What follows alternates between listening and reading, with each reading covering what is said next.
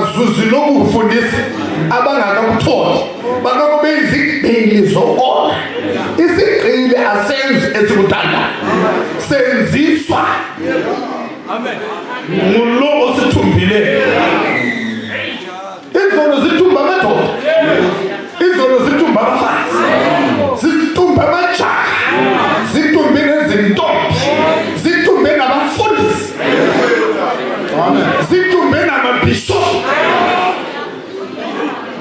bafundela ububhishophu kodwa bengatholanga lokhu kufundisa balokhu bebotshiwe igawuni ikhona imfundo ikhona kodwa ubotshiwe wona engathandi kodwa makubonga usomama alokhu kufundisa lokhu esinakho ubhishophi akakulalela ngenhliziyo uyakhululwa ezonweni yiko kwakhulula uNikodemu ekhule efunda imithetho kaMlimi kwaIsrayeli wafunda waba yidoctor of law umfarisi nancane eyinduna kodwa lokho ebotshwe izono kodwa esethole lokhu kufundisa esakunikwayo wakunikwa nguJesu ebusuku kwamkhulula ebethemba kwakhulula nebandla. Now we want to thank God for this kind of doctrine or for this form of doctrine.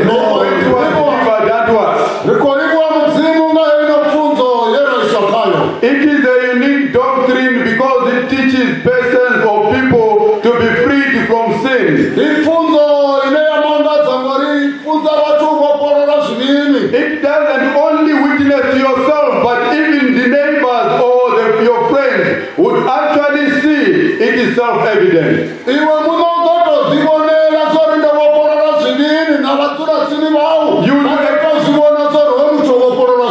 You would experience it yourself, and your neighbors would also see that there is definitely a change in you.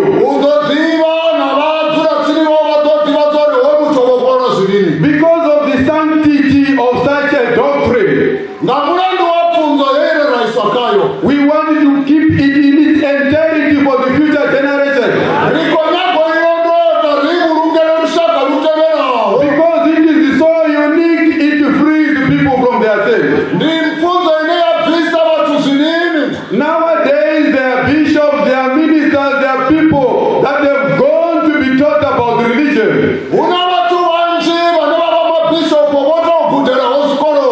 They actually put all their regalia and whatever they got from their colleges, but they are still bound in sin.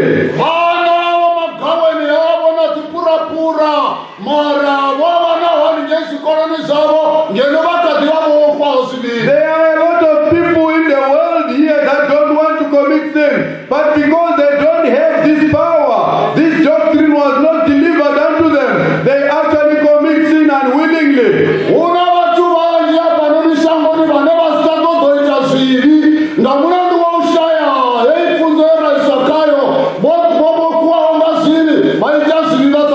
This doctrine is also for people of that nature. There was at one time a Pharisee named Nicodemus. He was a doctor at law. He learned all the 5 books of Moses, and he knew every word and every verse by head.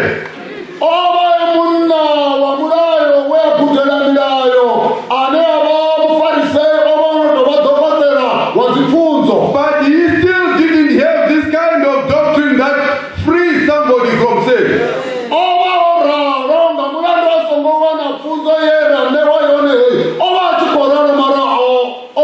Thank God he went to Jesus one night and this doctrine was delivered to him.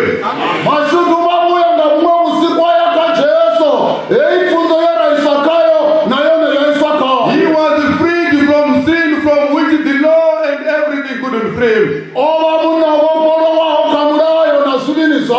We know God freed him, not him only, but the church that he was leading as well.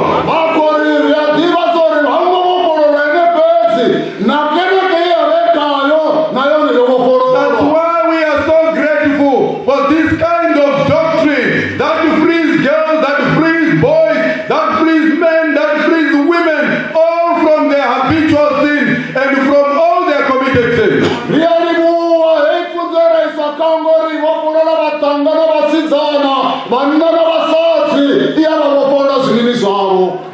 Amen. Iye yasibonisa le mfundiso, yasifundisa, yasibonisa ubuhle bokukhululwa ezonweni. Isibonisa into enkulu kunazo zonke lapha emhlabeni. Ngokukhululwa ezonweni. Amen. Lento inkulu kunazo zonke izinto lapha emhlabeni. Sengitsho nasezulwini. Inkulu ekuqakathekeni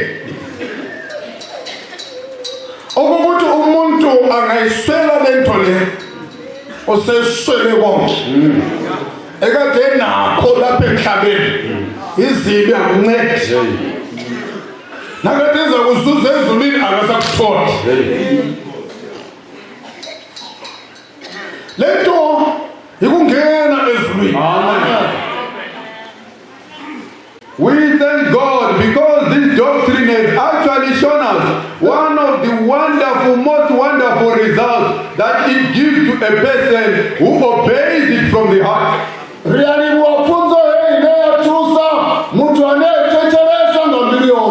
This one thing, this one item, this one product is the ability to get into heaven. If somebody has got everything in this world but he doesn't have this wonderful product, everything else is but dung.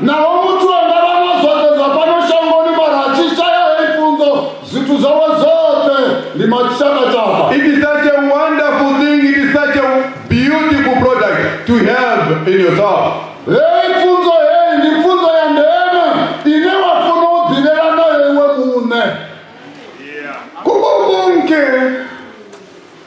Abangazingenisa ekunanzeleleni ezintweni zasemhlabeni nasezulwini. Lokhu kufundisa kusivezele enkulu kunazo zonke. Amen.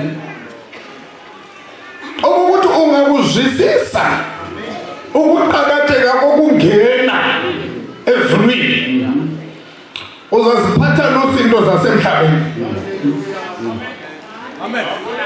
Ungazwisisa ukuqakatheka kokungena embusweni wezulu, uzabe isimotsha sokulunga ngendlela esabekayo, uzabe libandit. Usithi ngenxa yokungena ningaluzi ukungena, kungcono ngiluze lokho, kungcono nilahlekelwe yilokho nalokuyana, kodwa ngizuza ukungena. Now for those people, bonke abalokhu kufundisa, bonke abakhonza kulokhu kufundisa phansi kwalemfundo, ayikho into abayiqakathisayo njengokungena. Yazi kuze ukuthi namantombazana akunanto eqakathekileyo kuntombazana njengokuthola indoda, akula. Angikhulumi ngalaba ababotshwe izolo zobufebe, nabalaba ababotshwe izolo zemali, abazemaye baganane bathathane bengabafazi bengenanto abayenzayo ukuthathaneni. Ngitsho abasebuntwini mukamlimi, umuntu oyintombazana sukela emncane into eqakathekileyo ayipracticeayo kuba nomntwana ezandleni. Udla practice indaba yokuba nendoda eyingane, nengqondo engakabi nomsebenzi nendoda, nomzimba ungakafuni indoda, kodwa uyabeletha umntwana emhlabeni. Tshengisa ukuthi nami ngizakuba nendoda.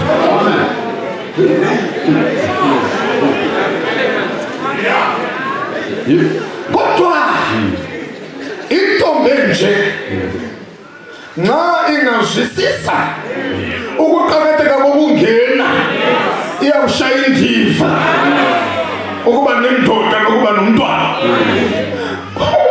Ukushaya into rubbish engenamsebenzi aphila khulu azadlula intanga abe kuntanga yabomama kodwa engakhathali ngakho eloka amehlo okholo ebheke ekungeneni esithi inqubo ngingazuza ukungena.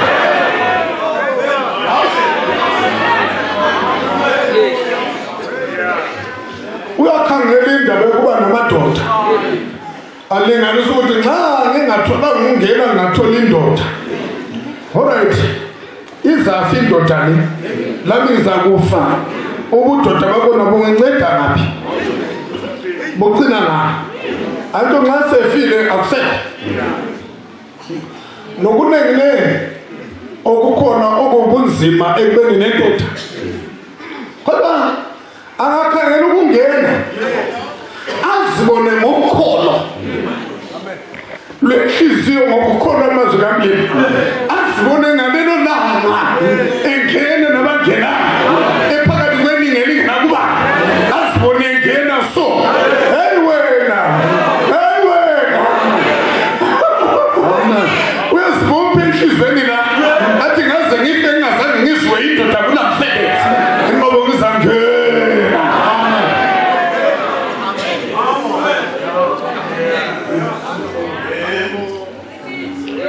Ngakho-ke abakhonza kulokhu kufundisa abakaqakathekisa ezinye izinto, into ephezulu kwezinto zonke, supreme thing ukuyangena. Esazi ukuthi ngikhona namhlanje kusasa kangikho, ngingathola ukungena sengiwinile. Hallelujah. Amen. Now, if you have this kind of doctrine,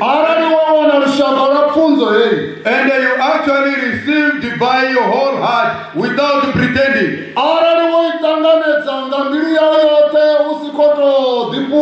and you started to compare and contrast the things that are of this world,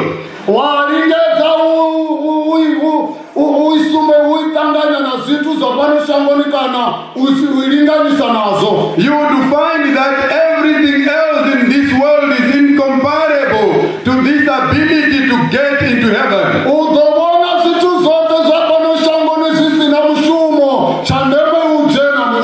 Because you'd see them that they are useless in comparison. Because of the beauty of getting into heaven, you would sit close to them.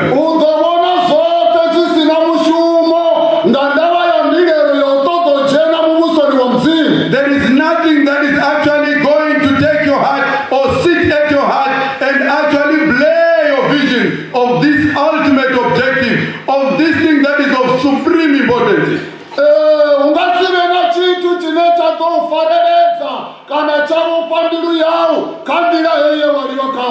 You know, even if it is a young girl, we know our women flock, they actually place a lot of importance in getting married.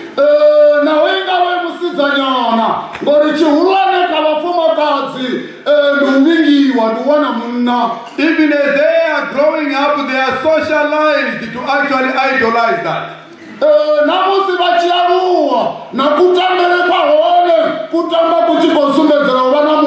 You would find them getting a doll, is it called a doll from the stores, and they would actually put that doll at the back and they'll start pretending as if they are carrying their own babies.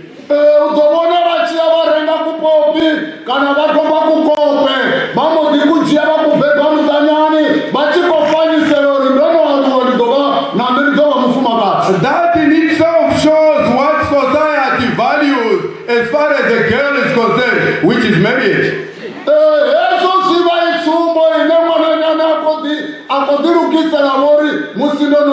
But wait until this girl obeys this kind of doctrine and obeys it from the heart.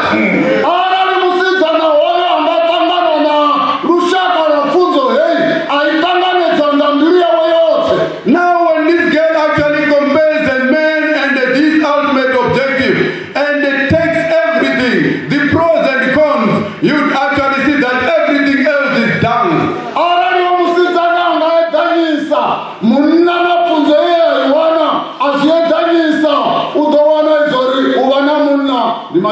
She is not going to be worried about her age as a determining factor of getting into marriage.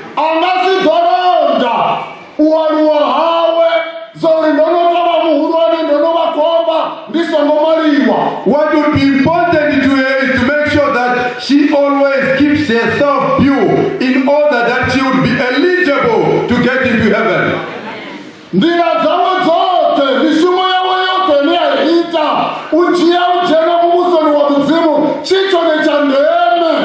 Amen. Manje into ezakwenza abakhonzi baluza izolo lento le eyizono ayisikokusoma izono ziyababopha abantu ngaphandle kwalokhu kufundiswa esakunikwayo umuntu ngeke aphume esonweni uzokuthi noma izulu elithanda kodwa ngoba ubotshiwe phela angenzani uzakufa lokho ebotshiwe izulu elithanda aliluze elithanda yikho uPaul sejisisile uqala inkulumo ngokuthi makubongwe uThixo ngoba ebona ukuthi nxa ngabe ngasonkulunkulu ngalokho kufundisa ngangeke ngenze lutho so kumele ngimbonge umlimi owanginika lokho kufundisa okwangikhulula ezonweni ezibona ukuthi manje njengoba sengikhululiwe senginethuba elokusebenzela ukuyangena bantu bevangeli ukukhonza kwethu makungabi ngenxa yezinye izinto ngaphandle kwalento le yena umvezi walokhu kufundisa ubaba uSengwane yena owayikhupha imfundiso sobala wasinika into ephakamisayo kunakho konke ukuyangena ezulwini waze wasifundisa ngama-chorus waze wakhuluma ngesifiso wathi elami ibandla ngifisa ukuthi nxa sesingenile liyobonakala liyi-number 1 manje elaki ibandla amalunga akho namanye yithi lapha abalapha eVenda neSouth Africa yonke sinjenje kungenxa lokufundisa esakunikwa nguye ngabe kazange achaphele lapha eSouth Africa ngalokhu kufundisa njengoba waqalela eZimbabwe ngabe washumayela wafundisa wagcina khona ngabe kasikho thina beSouth Africa abalokhu kufundisa ngabe singabakhonzi benkolonkolo ezikhona abakhonza bebotshwe izono njengoba abaningi bethu vele sasikhonza kodwa izono zisibophile ezomzimba sasizenza abanye bengasazenze ezomzimba kodwa inhliziyo lokuzifuna sebefana nembuzi ebotshelwe esigodweni kodwa iyakufuna utshani fana nengulube ebotshelweyo kodwa udaka iyalufuna ukuthi ngakhulula lapha iyagiqika odakeni zazinjalo inhliziyo zethu ngoba izono kazibophi izandla zibophe enhliziyweni akusizonyawo ezona inyawo ziyathunywa inhliziyo akusomehlo afisa kodwa amehlo athunywa inhliziyo izinto zonke izitho amalungu omzimba angamabhoyi enhliziyo akusilokhanda elilelakha ulaka lusenhliziyweni uyabona ububi bonke busuke enhliziyweni nasembhalweni kunjalo takusiko kuvela ngaphandle ukungcolisa umuntu kodwa enhliziyweni yomuntu kulapho uphuma imicabango emibi kulapho uphuma ulaka komunye kuphuma ukuthanda abafazi komunye ukuthanda amadoda komunye kuphuma ukutshontsha komunye kuphuma lokho komunye kuphuma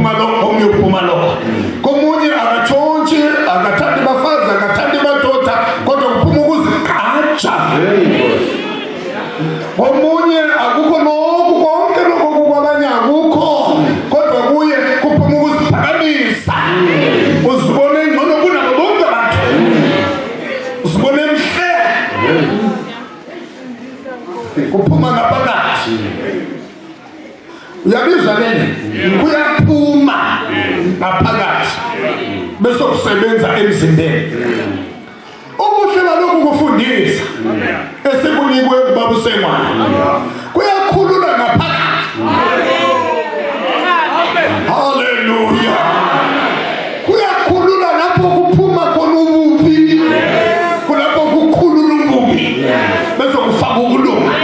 Uzabona umuntu kade ephuma ukuzithanda akasazithandi, usebona abantu sathanda abantu. Amen. Hallelujah. Ungakulalela lokhu kufundisa. Nxa kufundiswa ungalalela ngenhliziyo. Sisithi ukulalela kokukholwa, okuvuma ukutsho imfundiso. Naye ngathi phenduka ikufundise ukuphenduka kwakhona. Wena ukuvume ngenhliziyo, ukwenze ngenhliziyo yonke. Na kuyasebenza phakathi kwenhliziyo. La kudubuka khona ububi kulapho kusebenza khona. Kube sokukhulula ukwelaphe. Amen. Sakona nosuelachiwe. Umlimo usefaka amandla. Sakona usunamandla okunqoba okuthandwa ngumzimba wakho. Wona umzimba uthanda. Khangela amafazi somzimba uthanda. Nansi intombi le emhlophe ungazijabulisa ngayo. Kodwa lapho kuthuma umzimba, lapho kuvumela na kufika ukuthi kaka amsakwenzi lokho. Ngoba umlimo ukuthandi lokho. Kuvuke okunye kuvuke nolaka. Olwengqondo. Kodwa lapho kubusa khona, la kubusa ubuntu bomzimba. Ufika ukuthi kaka. Mina kangisasenza okwelapha. Umlimo ukuthandi.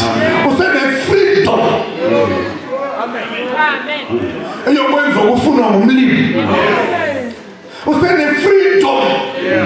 Eyokuyekela okungafunwa ngumlimi. Nxa esenjalo manje. Ubuhle bakhona. Lemfundiso le. Nxa esifundisa amaqondana nezulu. Iyaveza impela. La uzibona ukuthi hawu besicaba ukuthi indaba yezulu inkulumo nje. Kanti izulu liqiniso. Njengoba umhlaba uliqiniso. Lesikhobo liqiniso. Njengoba khathesi silapha eTshombo. Liqiniso iTshombo ikhona ngoba naku zihlezi khona. Kunjalo nezulu likhona. Lizangena. Nabaza kuyahlala khona. Bafike bakhe khona, abakhibona vele sebakelwe. Amen. Kulezinto ezaziwe ngumlimi, yilo nalo kulendlu yakhe. Bahlale khona ngokunaphakathi. Futhi khona le phakathi kwakhona amangcwaba laka wakho. Ngoba akufiwa. Khona le inhlupho lezi lokupheka akuphekwa ngoba akulanjwa.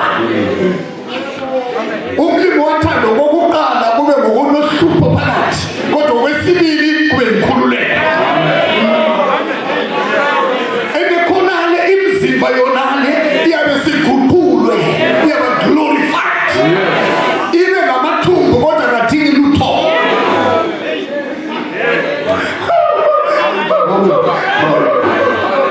Oh, bazalwane bami.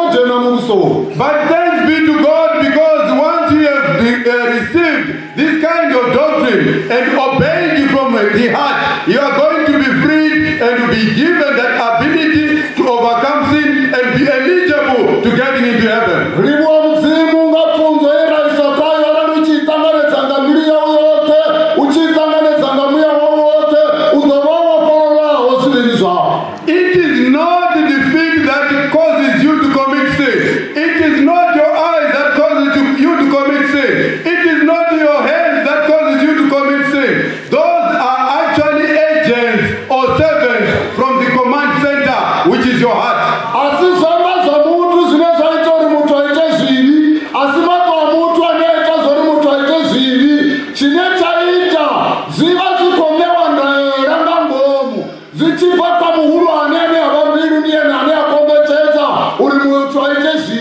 It is the heart that is the source of all evil, as it is actually explained in Scripture. For from within, out of the heart of man, proceeded evil thoughts, adulteries, fornications, murders, thefts, covetousness, wickedness, deceit, lasciviousness, an evil eye, blasphemy, pride, foolishness. All these evil things come from within and defile the man. You can choose your department from what has been mentioned. Mari, zineza toza mutu zichika. Ndizineza vanga ngomu. Upazote zezabariwa hapa. Ndizone zineza toza mutu zichika. Zote zineza zabariwa zineza vanga ngomu mbiruni. Havana utihuza. Zote ndizone zineza toza mutu zichika. Rasama kono jena muso nwazi. We cannot do anything about all these evils. There is nothing in our carnal power that we can use to overcome all these evils. It's only this form of doctrine which was delivered unto us. And thanks be to God, we had the man of God among us, Rev C NYATHi, who delivered this message. He first delivered it in Zimbabwe, and a lot of Zimbabweans were free. He came to South Africa, and most of you people are freed because of this kind of doctrine. Hey, Fundera Newa, Raringa Sikono Wika Chitu, Chineti Ngari Prisa Zidin, Nandani Amusi, Ron Newa, Hey Funzori, Yera Newa Namukara, Mosenwayo, Beba Choma Kala Zimbabwe, Bazimbabwe Moporowa, Bafukana Kalinola Hashu, Barineo, Hey No Funzo, Narinenda Wichena, Yarimo Porora Zidin. If it was not because of this kind of doctrine or this form of doctrine, we could all have been still in our sins and be eligible for hell.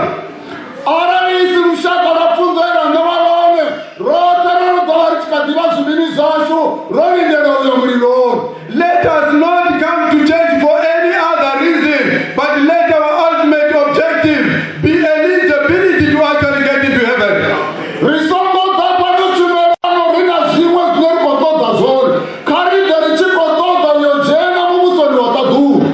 When we get to heaven, there is nothing that we are doing in this world like eating and all these things, these trivial things that we are actually chasing after. We would have a glorified body that doesn't want any of these earthly pleasures.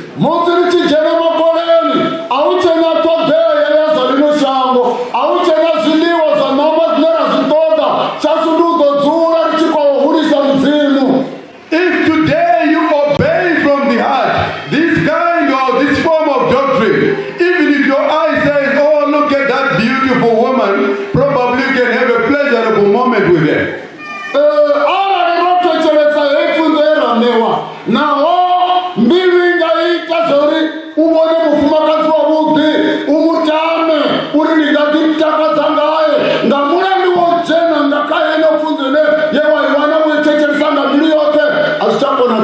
But because you have told about this kind of doctrine that we have to repent from your sins, and you have believed it, and that the word has created righteousness within you, your heart will tell you, no, I'm no longer part and parcel of that game.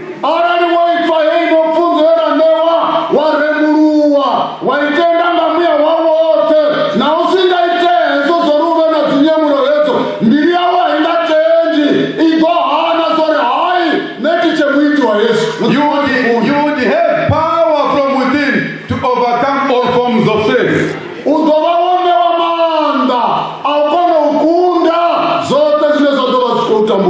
Amen. Siyabonga futhi njalo kule mfundiso le ngoba bayilalela ngenhliziyo bezinikela kuNkulunkulu isikhathi nesikhathi bezisondeza ngenhliziyo epheleleyo. Umlimi wezulu ngalemfundiso uyavula amehlo enhliziyo. Yes. Glory to God. Angavuleka amehlo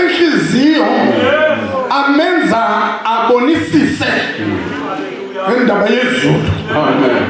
Amenza azwisise indaba yokungena. Kungakho umqalisi walomsebenzi ezwisisile lezi zindaba wasinika ichorus ethi vula amehlo enhliziyo Thixo ngibone izindawo zasezulwini awuvula amehlo enhliziyo ngibone izindawo zasezulwini.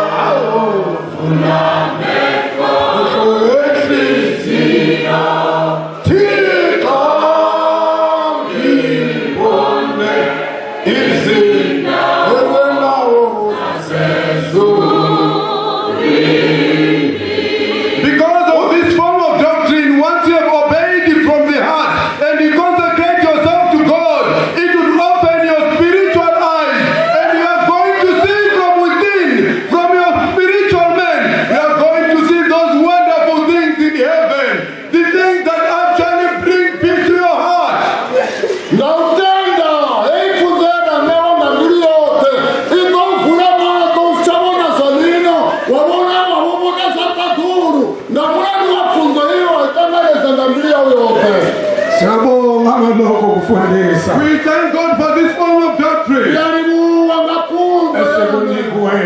we have been delivered. A wonderful teaching.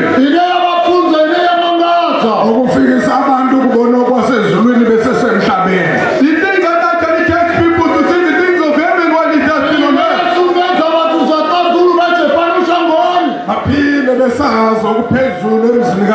And they live in this world knowing what is in heaven.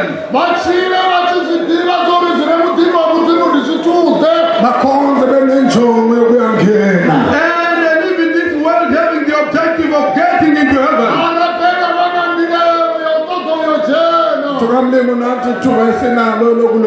Man of God, this is your opportunity to prepare yourself and be ready as well.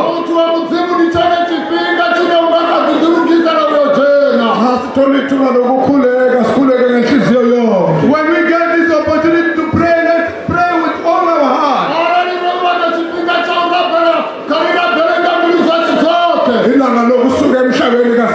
We don't know the day that we are going to depart from this world.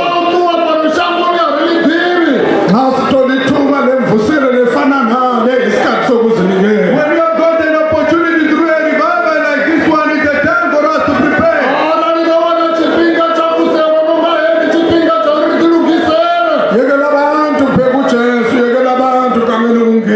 Forget about other people. Look unto Jesus Christ. Look unto the objective of getting into heaven.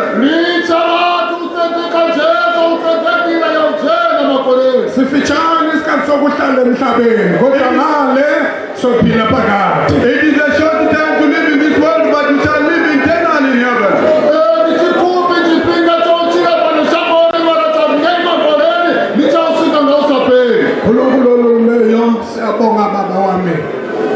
Siyabonga Nkosi yamakhosi, sibonga ngemfundiso yakho, sibonga ngelizwi baba wami osinike lona lapha emhlabeni. Sibonga baba ngethuba, baba wami sibonga ngomoya oyingcwele, baba wami oveza lezi zinto, asifundise asibonise ngokuzayo. Nkulunkulu wami silapha eTshombo, silapha Nkosi yami, baba wami mvuselelo osivuleleyo nangelanga leyizolo. Sibusise sonke baba, sibusise sonke abakhulu nabancane, sibusise sonke nabangasindiswanga, baba wami bakhanyisele babone ukuqakatheka kokho ukungena ezulwini.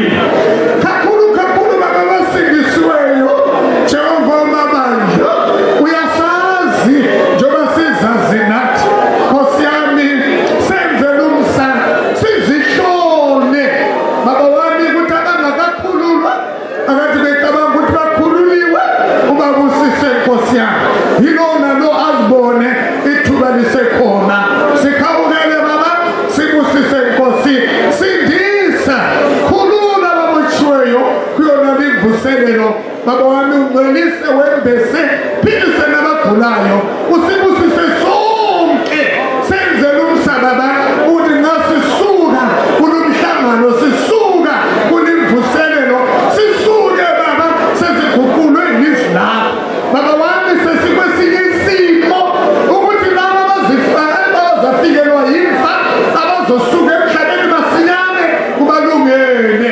Baba wami olungileyo, siyabonga. Gama lakho malibongwe. Baba wami libashazwe njalo njalo ngegama likaJesu. Ethula